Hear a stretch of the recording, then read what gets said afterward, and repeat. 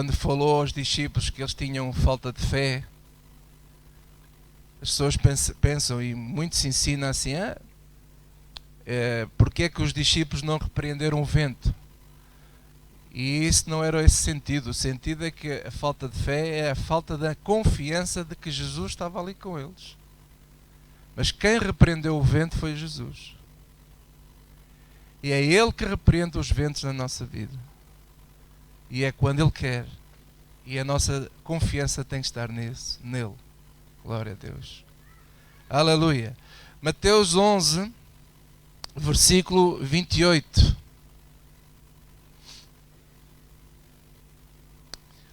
Hoje eu quero-vos falar acerca do jugo da escravidão. O jugo da escravidão. Mas antes disso, fazer uma breve recapitulação. Jesus, a certa altura, diz assim: Vinde a mim, todos os que estáis cansados e oprimidos, e eu vos aliviarei. Tomai sobre vós o meu jugo, aprendei de mim, que sou manso e humilde de coração, e encontrareis descanso para as vossas almas. Agora digam todos comigo, porque o meu jugo é suave e o meu fardo é leve. Glória a Deus. O jugo de Jesus é o melhor jugo que nos pode acontecer, porque Ele retira-nos o cansaço, a opressão da vida, e dá-nos descanso, descanso para as nossas almas. É um jugo suave e o fardo é leve. E o jugo de Jesus é o quê? É o Evangelho, a prática do Evangelho. O Evangelho de Jesus Cristo é o poder de Deus para a salvação de todos. E o fruto do Evangelho é paz, é alegria, é gozo no Espírito Santo, apesar das tribulações. Porque o Evangelho não promete tirar-nos tribulações. O Evangelho, o fruto do Evangelho promete paz, alegria, gozo no Espírito Santo, apesar das tribulações. O próprio Jesus disse que Ele venceu o mundo e Ele deixou-nos a paz dele para nós. E que nós iremos vencer o mundo também, apesar das tribulações que todos nós temos. Aleluia! Agora, hoje eu quero falar do seguinte. Nós temos de ter cuidado, porque nós temos vindo a falar que há vários tipos de jugo. Há o jugo bom, e o melhor jugo de todos é o de Cristo nas nossas vidas. Mas há também o jugo mau. E hoje quero-vos falar sobre o jugo da escravidão. Se nós confiarmos em Cristo, conforme diz João 8,36, não precisam de abrir, em João 8,36 diz: se pois o Filho vos libertar, verdadeiramente sereis livres. Esta escravidão que hoje eu quero-vos falar não é aquela escravidão que nós vemos nos filmes no tempo dos escravos. É uma escravidão diferente. Hoje, muitas pessoas no mundo, muitos cristãos inclusive, são escravos. Há muitas pessoas escravas. E há três formas de nós ficarmos escravos na vida. E as três são pela culpa, pelo medo e pela ganância. Estas três coisas escraviza o ser humano. Pela culpa, pelo medo e pela ganância. O que é que significa alguém ficar escravo pela culpa? O sentimento de culpa é um sofrimento que a pessoa tem. É um sofrimento interno que ninguém vê, mas a pessoa está em sofrimento. Este sentimento de culpa é gerado por um comportamento passado e um comportamento que foi reprovado por si mesmo. A pessoa sente-se culpada por algo que fez em tempos e que essa essa reprovação desse comportamento a persegue ano após ano. A pessoa sente-se culpada. Mas porquê é que eu fiz aquilo? Mas porquê é que eu disse aquilo? Mas porquê é que... E aquilo vira um fantasma na vida da pessoa. O sentimento de culpa é também uma frustração causada por aquilo que você desejaria ser ou ter, mas que não tem. Nós muitas vezes apanhamos frustrações na vida. Quem é que já apanhou aqui frustrações? Eu já. Nós estabelecemos uma fasquia de uma expectativa sobre uma pessoa ou sobre um relacionamento qualquer, não importa, ou sobre uma situação que nós desejaríamos que acontecesse na nossa vida, mas porque não aconteceu ou ainda não aconteceu, gera em nós um sentimento de culpa. Este sentimento de culpa também é gerado quando nós violamos a nossa consciência moral, quando nós erramos, quando nós pecamos. E isso pode ser uma escravatura na vida de um ser humano. Falando das pessoas, principalmente agora dirigindo-me ao público que estão dentro das igrejas, este sentimento de culpa é o tipo de pessoas que têm por hábito de dizer assim: sinto que há algo de errado na minha vida. Quem é que já pensou ou falou assim?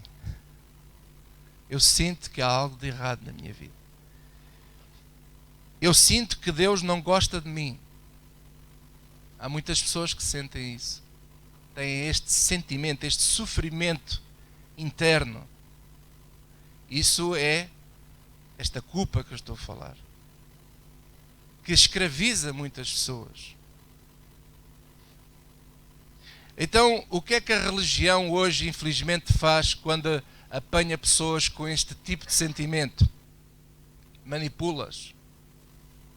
E como é que elas manipulam? Assim, sabe uma coisa? Sabe porquê é que você está assim? Porque você serve pouco a Deus. Se você servir mais a Deus, então você vai ver como tudo vai mudar. Se você viesse mais vezes à igreja. O problema é esse, é que você não vem à igreja, não serve nos departamentos da igreja. Se você estivesse a servir a Deus, teria muito melhor. Então, quando nós começamos a ser manipulados, onde a religião usa este sentimento de culpa que muitas vezes habita dentro do ser humano, ela é gerada nisto, em que cria um outro sentimento, que é um sentimento de dívida. Parece que por mais que nós façamos, nunca conseguimos pagar a dívida. Este sentimento de dívida, a pessoa torna-se escravo da compensação. Sentimos-nos a obrigação de compensar o erro. Errei, aquilo gera em mim um sentimento, um sofrimento, e agora eu tenho que compensar este erro. E como é que se compensa o erro? Tens que servir mais. Tens que vir mais à igreja. Tens que fazer mais isto. Tens que. E a pessoa, naquela onda do tens que, ela vai tentar compensar esse erro. E começa a dizer, vou servir mais a Deus, vou dar mais de mim, ou então se não é com a igreja, é por exemplo com um familiar qualquer, pode ser com uma filha, com um filho. Há mães que têm um sentimento de culpa por causa dos filhos, porque os filhos deram por um caminho que elas não gostam, e elas sentem-se culpadas no coração assim, a culpa é minha. Olha o meu filho como é que ele está, olha só como é que ele se enredou por estes caminhos. E a pessoa começa a fazer uma retrospectiva e começa a dizer, eu devia ter passado mais tempo com o meu filho, eu devia ter feito isto, devia ter feito aquilo. E se essa mãe ou esse pai tiver mais que um filho, começa a vir aquele sentimento, mas eu dei educação igual aos dois, aos três, aos quatro, mas um é assim, o outro é assado. Onde é que eu falhei? E aquilo começa a gerar em nós este sentimento que depois torna-se num sentimento de dívida, e depois começamos a ir para além do que é razoável, começamos a agir com essas pessoas assim, vou compensá-los.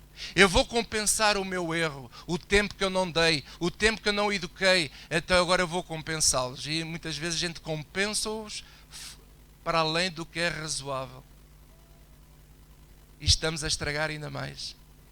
Porque nós queremos fazer o papel de Deus, mas você não é Deus de ninguém. Deus não é, Deus é Deus. Nós só há um e nós não podemos substituir esse lugar. Posso ouvir o amém? Yeah.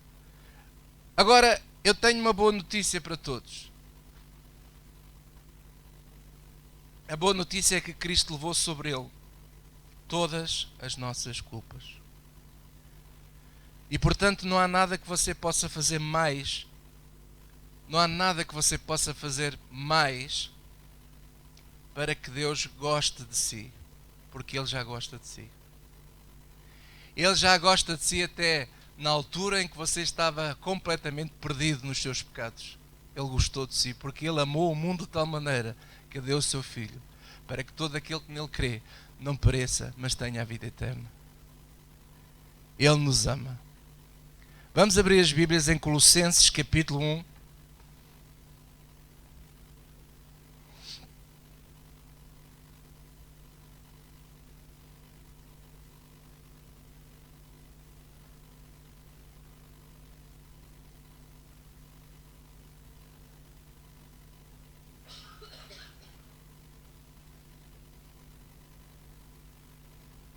Colossenses 1, versículo 12. E vamos prestar atenção a esta leitura que é verdadeiramente riquíssima. E começa assim: dando graças ao Pai, que nos fez idóneos para participar da herança dos santos na luz, o qual nos tirou da potestade das trevas e nos transportou para o reino do Filho do seu amor, em quem temos a redenção pelo seu sangue, a saber, a remissão dos pecados, o qual é a imagem do Deus invisível, isto é, Cristo é a imagem do Deus invisível. Cristo esteve aqui nesta terra e Ele mostrou como é que Deus é, como é que Deus pensa.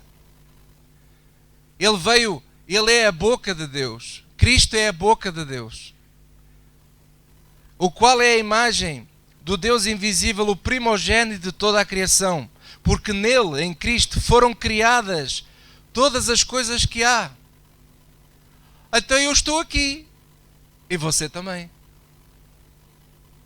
E olhe só a riqueza disto, porque nele foram criadas todas as coisas, isto é, por outras palavras, nele todos nós nascemos dele. Nós somos fruto de Cristo. Cristo é o autor da criação e nele tudo foi criado por ele e nele nós todos nascemos. O José Fidalgo não é uma obra do acaso, porque fui formado em Cristo Jesus. Aleluia! Porque Ele é que nos criou. Ah não, foi o meu pai que levou a minha mãe para a cama. Sim, mas quem é que gera essa vida? Quem é o autor da vida? Aleluia! O autor da vida é Cristo, porque nele foi tudo criado. Porque nele foram criadas todas as coisas que há nos céus e na terra, visíveis e as invisíveis, até aquilo que você não vê, não sabe, Ele criou.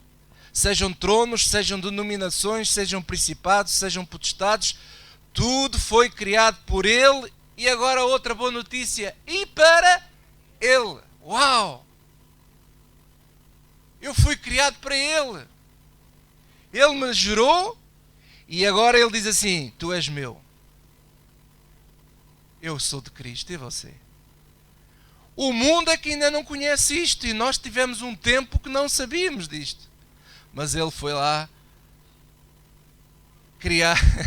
Ele nos criou e Ele gerou-nos e agora Ele diz: tu és meu. Mas não acaba aqui, porque olha aqui. E Ele é, versículo 17, antes de todas as coisas. E todas as coisas, digam todos comigo, subsistem por Ele. O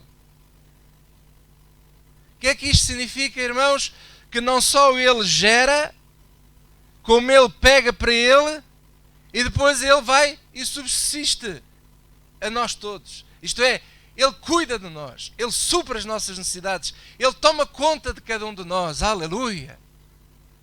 Uau! Esta é uma notícia absolutamente fantástica. Glória a Deus. E depois ele diz, Ele é o cabeça do corpo da igreja, o princípio primogênito entre os mortos, para quem tudo tenha a preeminência. Porque foi do agrado do Pai que toda a plenitude nele habitasse. E que, havendo por Ele feito a paz pelo sangue da sua cruz, por meio nele reconciliasse consigo mesmo todas as coisas, tanto as que estão na terra, como as que estão nos céus.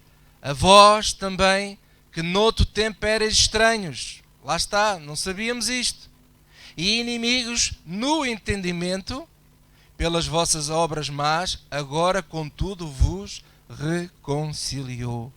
No corpo da sua carne pela morte, para perante Ele vos apresentar, digam comigo, santos, irrepreensíveis e inculpáveis, sem culpa. Glória a Deus. Irmãos, eu já fiz muitas asneiras na minha vida, mas eu não vou deixar ser dominado pelo aquilo que eu cometi de errado na minha vida. Porquê? Porque quando eu vou à cruz, quando eu vou aos pés de Cristo, eu me lembro que Ele me fez santo, me fez irrepreensível e mais, Ele me fez inculpável, sem culpa. Ele levou sobre Ele mesmo todas as minhas culpas, tudo aquilo de errado que eu fiz e até aquelas coisas que se vier a fazer no futuro, Ele já tomou isso tudo.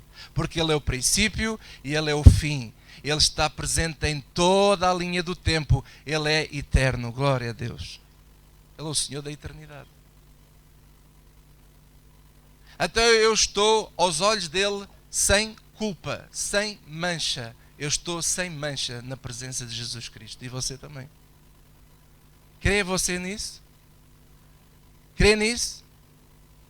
As pessoas andam à busca de sentimentos, mas nós temos que ir à busca daquilo que Ele fala na sua palavra. Na sua palavra. Então, meu amado, glória a Deus.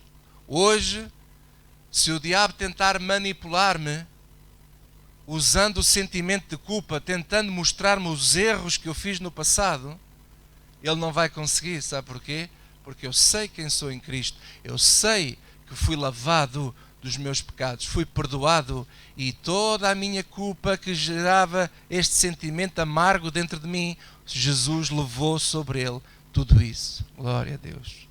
E mais, eu tenho a certeza que Ele me criou, fui gerado por Ele, para Ele, e Ele cuidará de mim todos os dias da minha vida, porque é Ele que me sustém. É Ele que me sustém. Aleluia. Agora, vamos ver a questão do medo. Talvez você já tenha vencido este sentimento de culpa, mas depois vêm as conversas assim: olha, quem está de pé, cuidado, podes cair. Ora, nós vamos muito bem na vida e de repente sempre aparecem aqueles irmãozinhos espirituais que vêm com profecias para nós. Oh, estou-te a ver muito alegre. Ah, estou-te a ver muito abençoado. Oh, cuidado, cuidado, porque o diabo anda aí. O inimigo anda a rodear-te. E alguns mais espirituais dizem: oh, esta semana sonhei consigo, irmão. Eu tive um sonho horroroso. Eu vi umas cobras à sua volta. E vi mais não sei o quê. Vi isto e vi aquilo. E você que estava liberto desta situação de medo, de culpa e disso tudo, de repente você começa a dar ouvidos aos irmãos espirituais, dos pelos no ar, aqueles que gostam de sentir tudo e mais alguma coisa, e eles vêm com esta conversa para si: oh, sabe uma coisa, temos que perseverar, senão perdemos tudo. Ora Deus dá, ora Deus tira, nunca se sabe. Tens de analisar a tua vida, a tua mulher, os teus filhos. Eu não sei porquê, mas eu não sei, não gostei da tua cara hoje. Tu não estás bem, minha querida.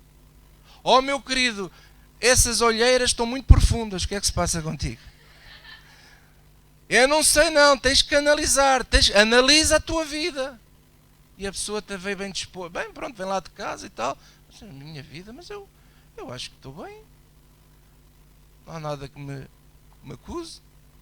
Oh, eu sonhei contigo. Oh, eu tenho uma profecia para ti. E eu disse, então, o que é?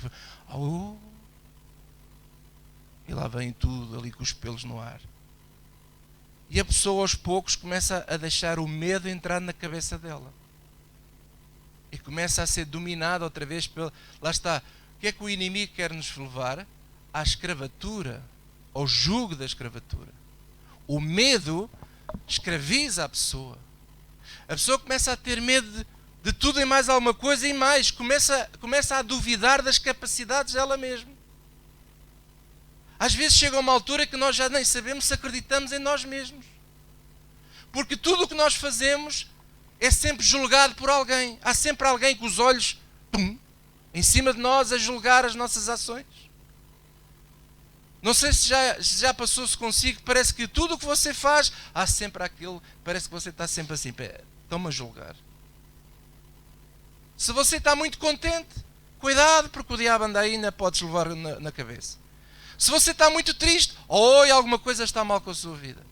Quer dizer, é preço por ter cão e preço por não ter. Se a pessoa é muito abençoada, espera lá, que tu pensa, vais ver, o diabo tem uma rasteira para ti. Se a pessoa está a passar por uma tribulação, como o Gonçalo falou, alguma coisa está de errado contigo. Então aquela malta toda aqui no barco com os discípulos, estava tudo errado com eles? Com os discípulos? Não, os discípulos com Jesus. Será que estava tudo errado com eles? Claro que não.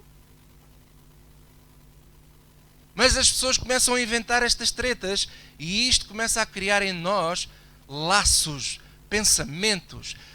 Olha, há pessoas que basta às vezes uma palavra dita por alguém que é suficiente para amarrar a pessoa.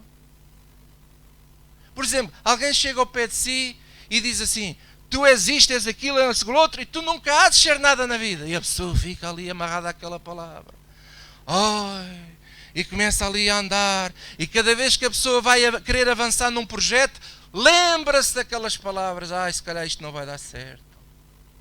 Porque já o Serafim dizia que eu não ia ser nada na vida. Já a minha mãe dizia que eu era isto, eu era aquilo. Já o meu pai dizia que eu nunca ia dar certo. E a pessoa fica amarrada por palavras. E aquelas palavras geram medo, geram instabilidade no coração da pessoa. Quando a Bíblia diz a todo o tempo que aquele que crê em Cristo verdadeiramente será livre, glória a Deus.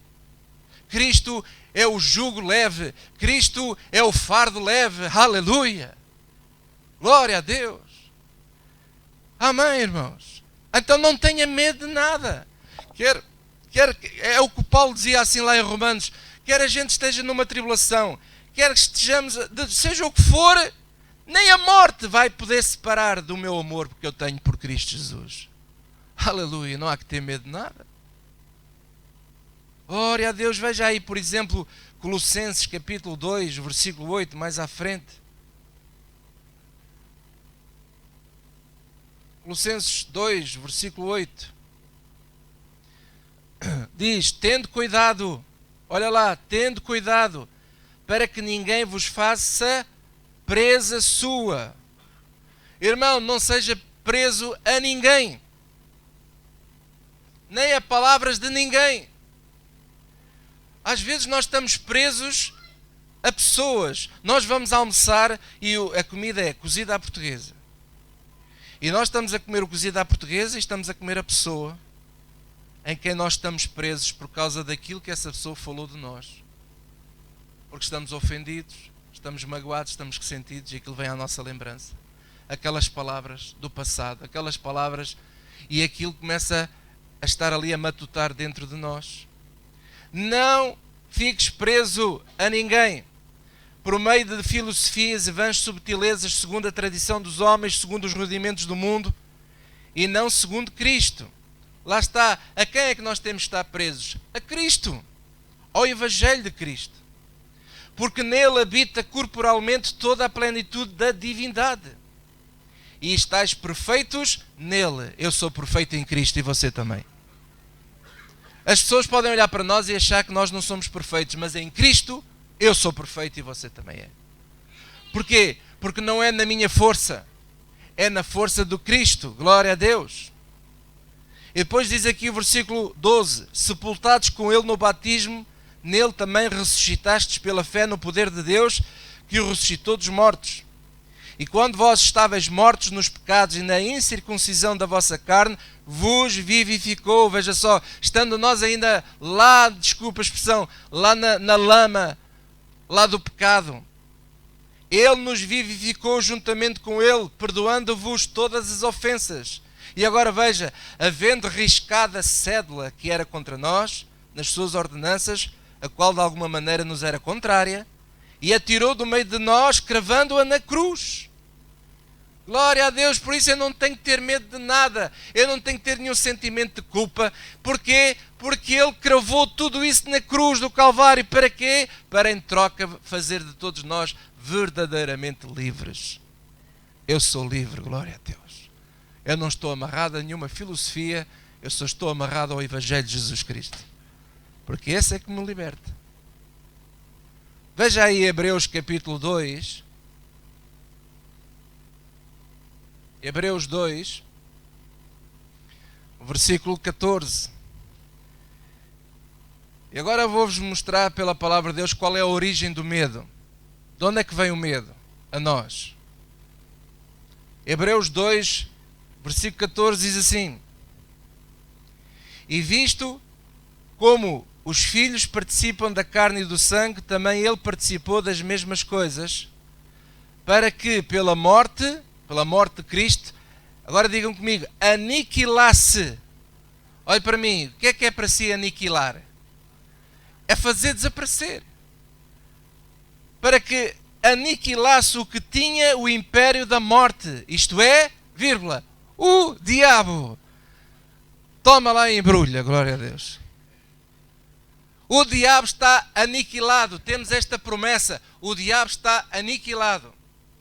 Eu hoje não vou ter tempo de ensinar isto, mas quero já adiantar, só depois no final vou ler um versículo, mas para a semana vamos continuar a falar destes assuntos que são importantíssimos, para criar fé no nosso coração de nós não termos medo de nada.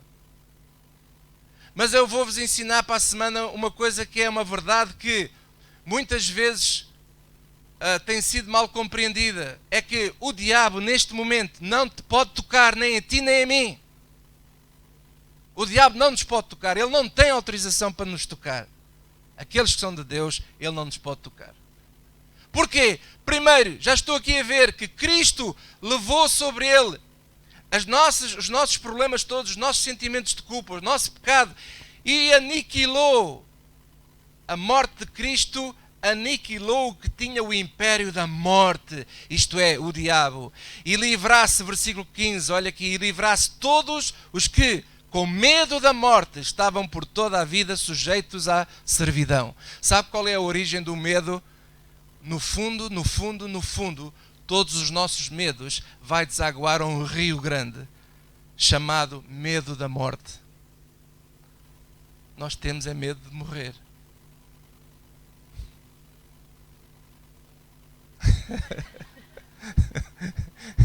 Eu não tenho. Por exemplo, olha para mim. Quem é que já teve aqui medo de que o dinheiro lhe possa faltar? Levante o braço. Eu pergunto, porquê é que você tem medo que o dinheiro lhe falte? Sim, e mais, no fundo, sabe o que é? Assim, eu não consigo pagar as contas, e depois também não tenho dinheiro para comer, e se eu não comer vou morrer, e depois, desculpa a expressão, estou lixado, vou morrer, mas eu não quero morrer. E esse é que é o medo. O medo é esse. Quem é que está aqui que já passou com medo de morrer mais cedo com um problema de saúde ou assim? Porquê é que você tem medo? Você tem medo. Você não tem medo do cancro. Você tem medo é de morrer.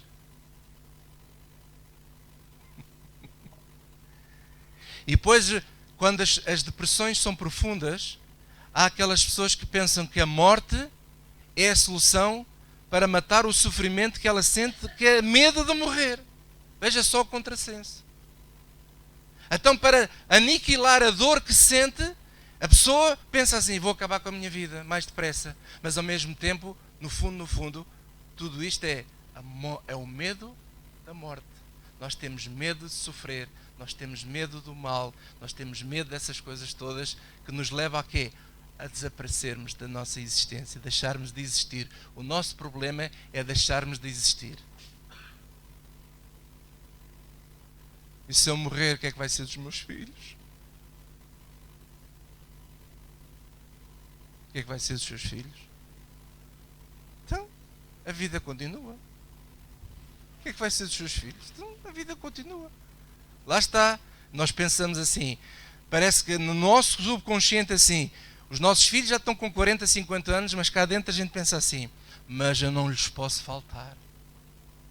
Coitadinhos, meus filhos.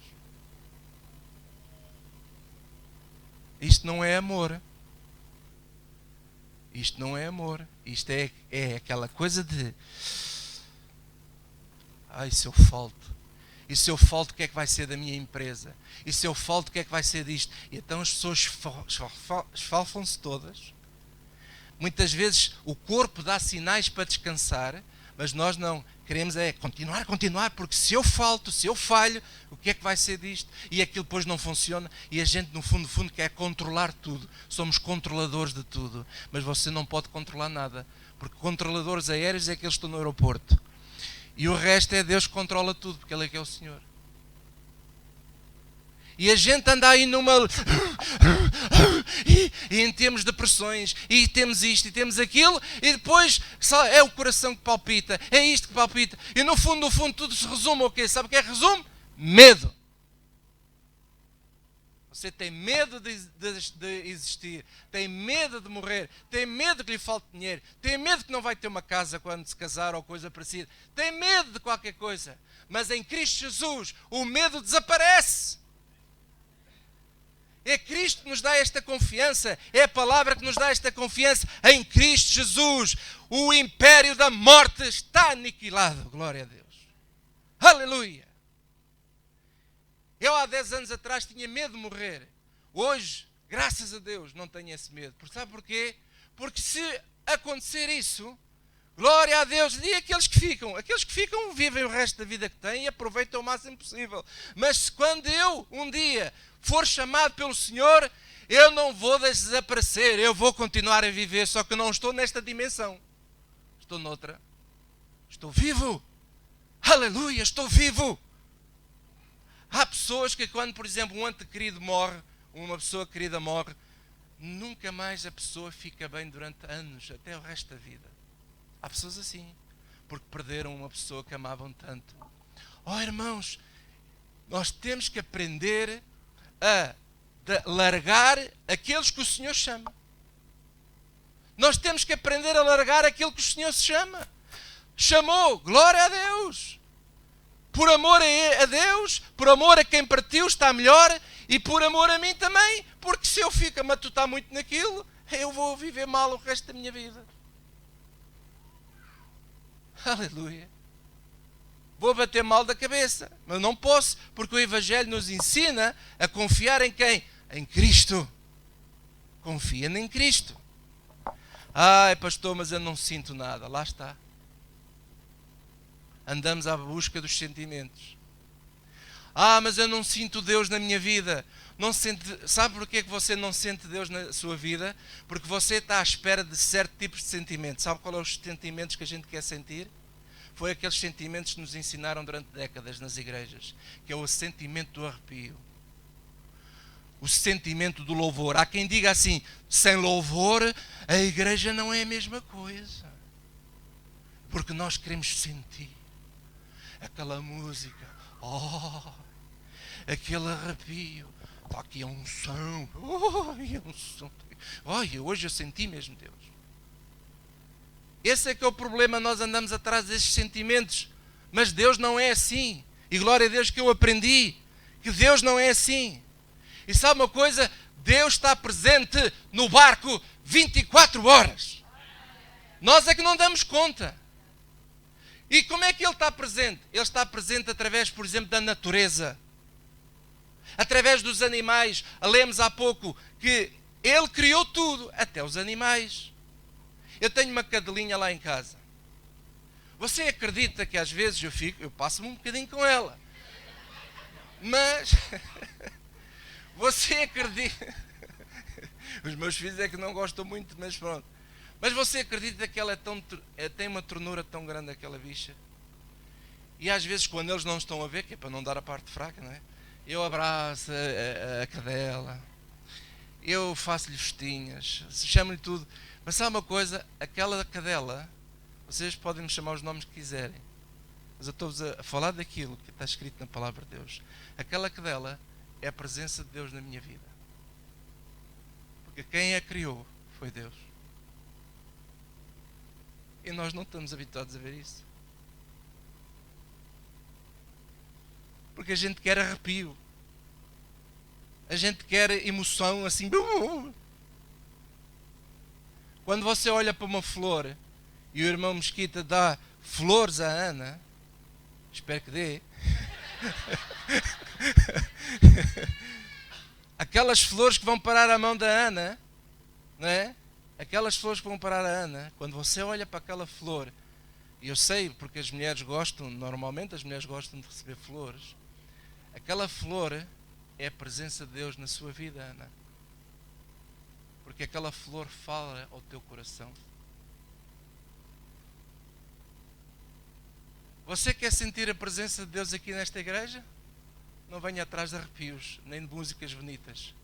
Sabe qual é a presença de Deus na tua vida nesta igreja? É a pessoa que está sentada ao teu lado. Ela é a presença de Deus da tua vida. Porque essa pessoa te ama como irmão. Essa é que é a presença de Deus na tua vida. Porque Deus nos manda amar o próximo e é no próximo que Deus está. Mas nós queremos sentir Deus, estamos lá em casa, vamos ter comunhão com Deus e depois saímos da comunhão tristes. Então estás triste porquê? Eu fui orar, mas não senti nada. Não sentiste nada porque não estás atento. Às vezes o sorriso da tua mãe, o sorriso do teu pai, um abraço da tua mãe, um abraço do teu pai, um sorriso do teu marido, um abraço do teu marido, da tua esposa, um abraço do teu filho. É Deus a dizer-te a ti: estou contigo. É a presença de Deus na tua vida. É o Espírito Santo na tua vida. Quando você vai dar uma volta e vai ao mar, à praia, você vê as ondas e aquelas ondas parece que lhe falam. Aquela onda é a presença de Deus a falar para ti. Aquela brisa que vem do norte e que bate na tua cara e tu sentes o cheiro do mar. Deus está a falar para ti. É a presença de Deus na tua vida. Mas nós não andamos, só queremos dinheiro. Então se eu tenho dinheiro, então Deus está comigo.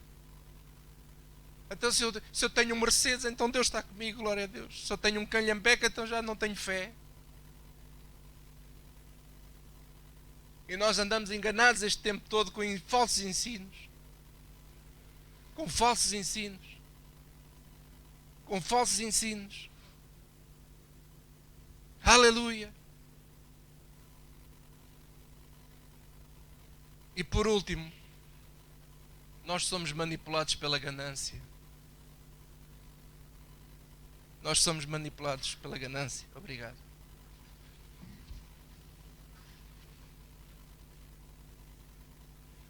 Quem sabe você já venceu a culpa e o medo, mas agora vem a ganância. E vem aqueles irmãos espirituais, lá vêm eles outra vez. Irmão, tenho visto a tua vida. O Senhor tem um propósito na tua vida. Deus tem visto as tuas lágrimas, as tuas orações, e Deus te vai abençoar este ano. Este ano é o ano da virada da tua vida. Vai tudo virar.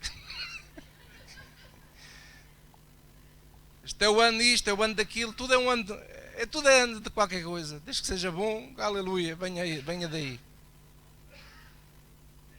Deus vai duplicar as tuas receitas, irmão. Semeia mais uma oferta daquelas que o diabo vai mesmo doer o diabo. Tu vais mesmo machucar o diabo, tu nem sabes, cada oferta que tu dás é um pontapé no bicho. E lembra-te que Deus vai duplicar o dinheiro todo.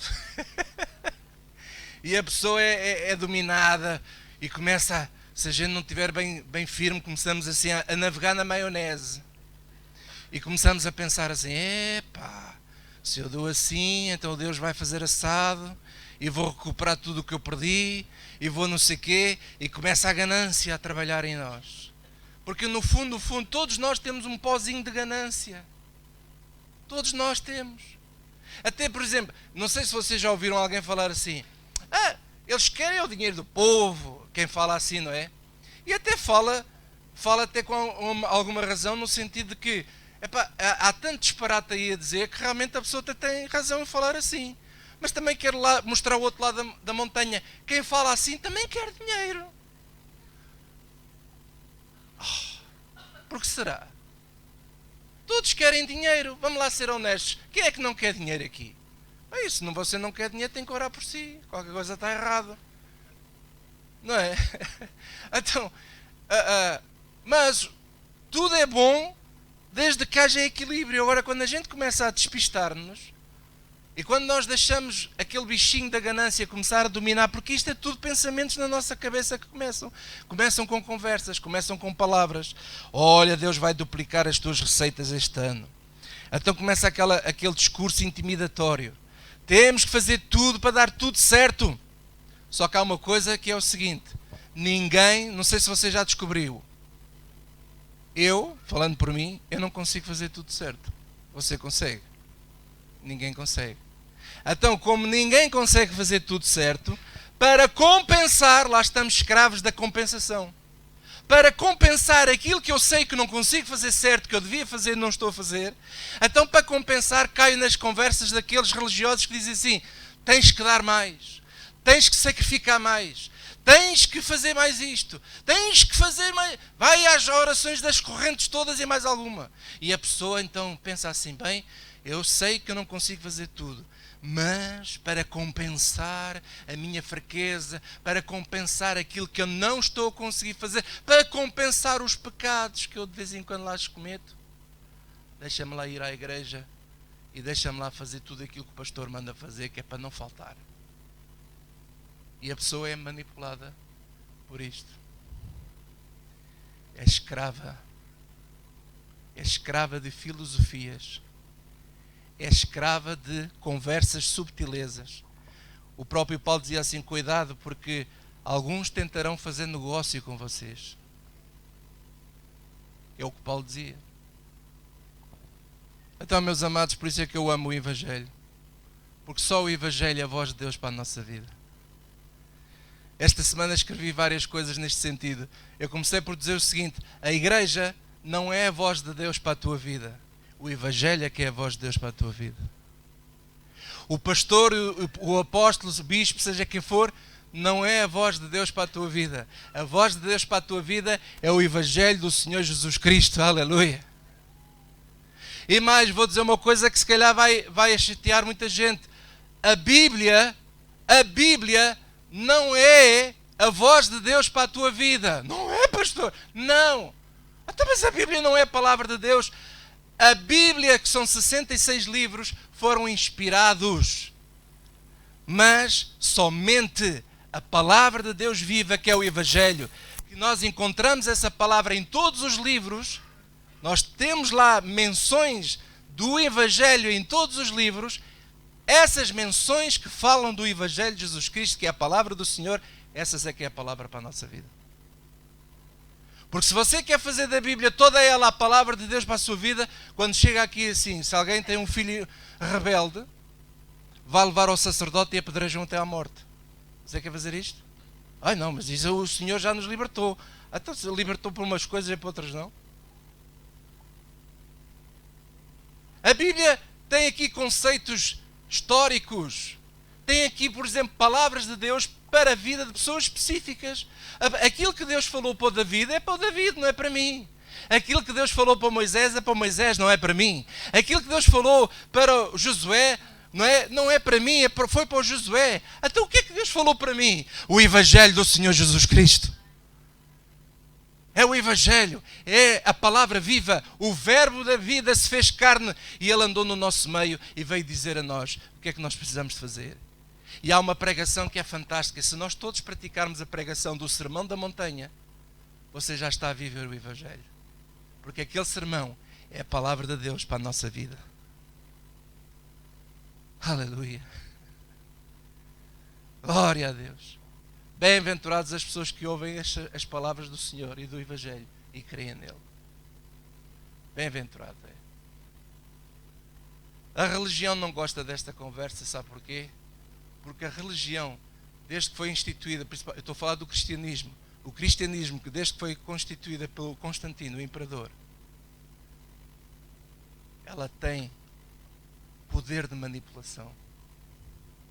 O cristianismo é manipulador. Isto é forte, mas é verdade. O cristianismo, o espírito da religião chamada cristianismo, é manipulador. E lida com as pessoas com a culpa, com o medo e com a ganância. Mas o Evangelho do Senhor Jesus Cristo não é a religião chamada cristianismo.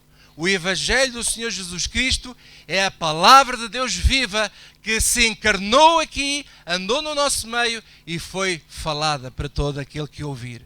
Por isso aquele que crê no Evangelho, mesmo estando morto, passará a viver. E quando o nosso corpo envelhecer ou se for embora, se apagar, nós continuaremos sempre a viver eternamente com aquele que nos salvou, Jesus Cristo. Glória a Deus. Aleluia. Amém? Então, vamos terminar com 2 versículos muito rapidamente. 1 de João, capítulo 5. E eu vou já dar o mote para a semana que vem. 1 de João 5.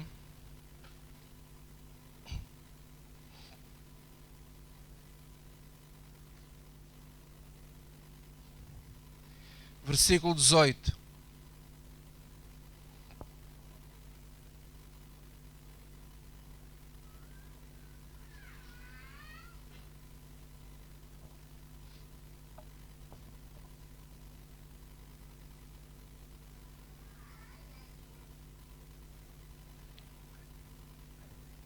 Há pessoas que são idólatras da Bíblia. É verdade. Porque levam aquilo tão... Isto é assim, tudo é Deus a falar. Mas nós temos que saber discernir o que vem de Deus e o que é histórico. O que é de Deus e o que é algo que Deus a lidar com alguém especificamente. Versículo 18 diz assim: sabemos que todo aquele que é nascido de Deus não peca.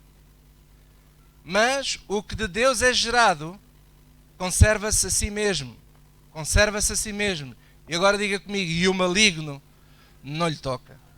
E o maligno não lhe toca. 2 Tessalonicenses capítulo 3.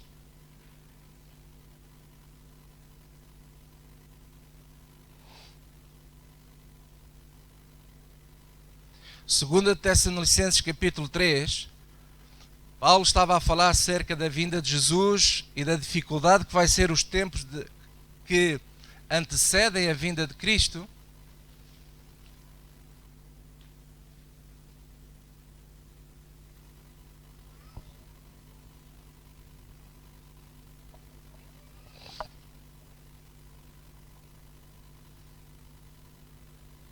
E Paulo estava a animar aquele pessoal e dizer assim: não tenham medo, porque aqueles que são de Cristo, aqueles que são nascidos dele, aqueles que não rejeitam o Evangelho, Deus é fiel para cuidar deles até nesses tempos difíceis. No versículo 13 diz assim, digam comigo: mas fiel é o Senhor, que vos confortará e guardará do maligno. Guardará do maligno.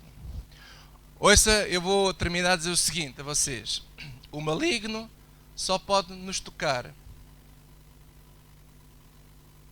O maligno só pode nos tocar, estou a falar para os filhos de Deus, aqueles que são nascidos de Deus.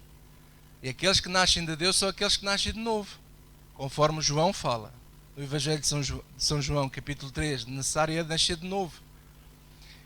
E o maligno não nos pode tocar, e ele só nos pode tocar se Deus autorizar isso. E é isso que eu vos quero ensinar para a semana. Porque nós muitas vezes atribuímos às dificuldades da nossa vida tudo ao diabo. É tudo o diabo. Qualquer coisa não vai bem, é o diabo que anda atrás de mim, pastor. O diabo é que fez isto.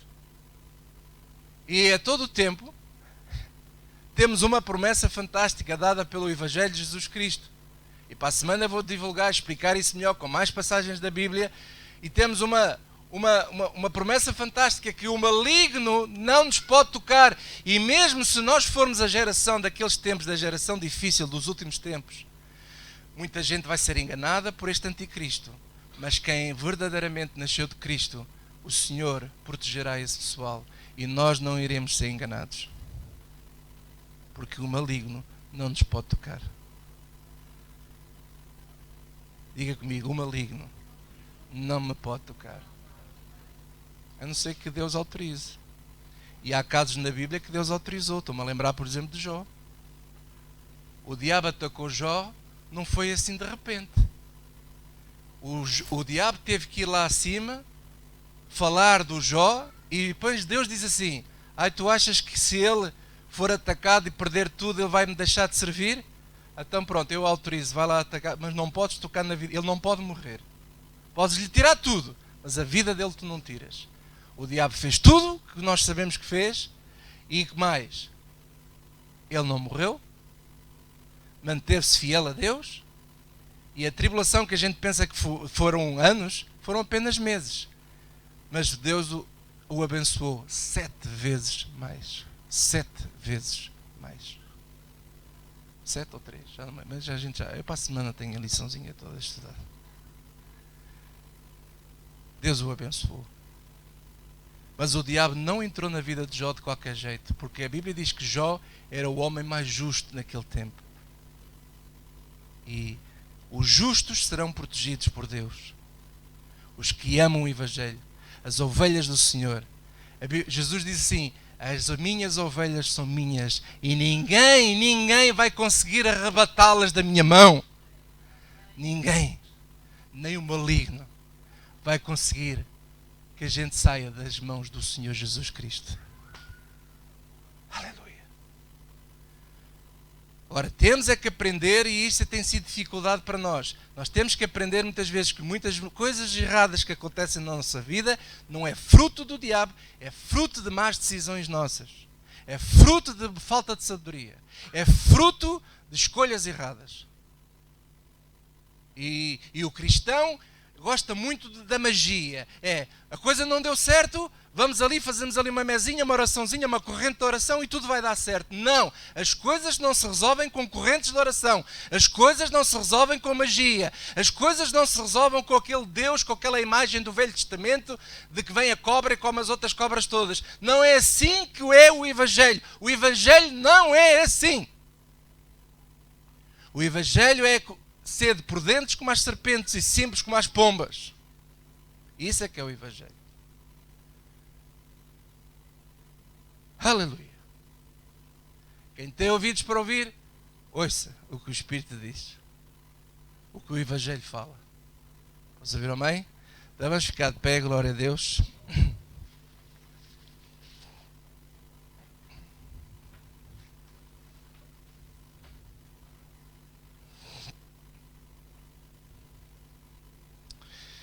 Pai, no nome de Jesus Cristo, eu te quero pedir, Senhor, que tu nos ajudes.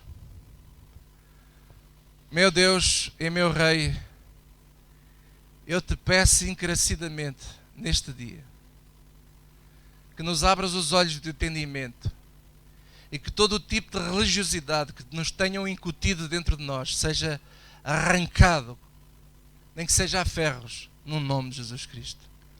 E que a pureza do Evangelho habite completamente os nossos corações. Encha a nossa vida desse Evangelho, Senhor. Que todas as más imaginações, todos os conceitos errados sejam retirados da nossa mente, porque é isso que nos derrota. Não é o diabo que nos derrota, são os pensamentos errados que nos derrotam. Ajuda-nos, Senhor, a entender a boa palavra que é o Evangelho, em o nome de Jesus Cristo. E agora também, Senhor, mais uma vez te peço, Senhor Jesus, que estás dentro de cada barco aqui. Repreende os ventos, Senhor. Repreende o mar revolto à nossa volta. E enche o nosso coração desse jugo maravilhoso, dessa paz incrível, que é a tua presença na nossa vida. Oro para que tu nos faças olhar para a natureza com outros olhos, para os animais, para as pessoas, com olhos diferentes, Senhor. Ajuda-nos. Ajuda-nos a ver a tua graça em tudo o que criaste. E te damos a ti toda a honra e toda a glória. E toda a igreja diga comigo, amém e amém. Vamos dar a Jesus uma salva de palmas. Glória a Deus. Aleluia. Antes de nós irmos para nossas casas, quero dar a oportunidade aos irmãos todos de semearem as vossas ofertas, os vossos dízimos, que vocês possam